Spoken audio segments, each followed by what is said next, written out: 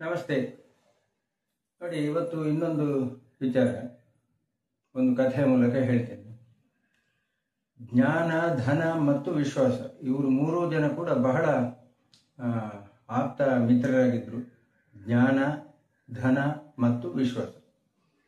ಒಂದು ಕಾಲಘಟ್ಟದಲ್ಲಿ ಏನಾಯಿತು ಅಂತಂದರೆ, ಇವರು ಮೂರೂ ಜನವು ಕೂಡ ಬೇರೆ ಬೇರೆ ಕಡೆಗೆ ಹೋಗಬೇಕಾದಂತಹ ಒಂದು ಪರಿಸ್ಥಿತಿ ನಿರ್ಮಾಣ ಆಗ್ತದೆ.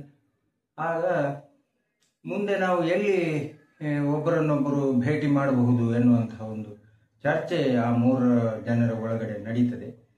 ಆಗ ಜ್ಞಾನ ಏನು ಹೇಳ್ತಾನೆ ಅಂತಂದರೆ, ನಾನು ಈ ದೊಡ್ಡ ದೊಡ್ಡ ದೇವಾಲಯಗಳು, ಮಂದಿರಗಳು, ಮಠಗಳಲ್ಲಿ ನಾನು ನಿಮಗೆ ಸಿಗ್ತೇನೆ, ಅಲ್ಲಿಗೆ ಬಂದರೆ ಸರಿ, ನಾನು ಸಿಗ್ತೇನೆ ಅಂತ ಹೇಳ್ತೇನೆ.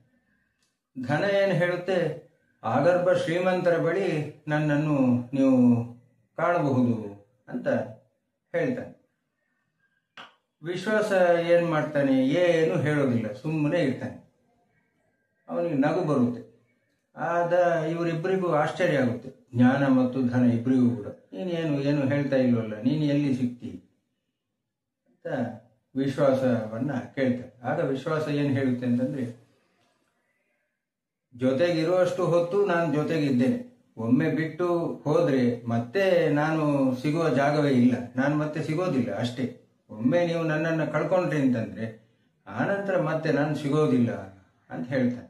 ಅಂದ್ರೆ ನೋಡಿ, ಜ್ಞಾನ ಆಗಿರ್ಬೋದು, ಧನ ಆಗಿರ್ಬೋದು, ಇವನ್ನೆಲ್ಲ ನಾವು ಕಳ್ಕೊಂಡ್ರು ಮತ್ತೆ ಸಂಪಾದನೆ ಮಾಡುವಂತಹ ಎಲ್ಲ ಸಾಧ್ಯತೆಗಳಿದ್ದಾವೆ. ಆದರೆ ವಿಶ್ವಾಸ, ಒಂದು ನಂಬಿಕೆ, ಅದನ್ನ ಕಳ್ಕೊಂಡ್ರೆ ಮತ್ತೆ ಪುನಃ ನಾವು ಸಂಪಾದನೆ ಮಾಡಲಿಕ್ಕೆ ಈ ಜೀವನದಲ್ಲಿ ಸಾಧ್ಯ ಇಲ್ಲ ಎನ್ನುವಂಥ ಒಂದು ಬಹಳ ದೊಡ್ಡ ತತ್ವವನ್ನ ಈ ಒಂದು ಸಣ್ಣ ಕಥೆಯ ಮೂಲಕ ಹೇಳಿದ್ದಾರೆ. ಈ ಕಥೆಯನ್ನು ಬರೆದವರಿಗೂ ಕೂಡ ನನ್ನ ಧನ್ಯವಾದಗಳು.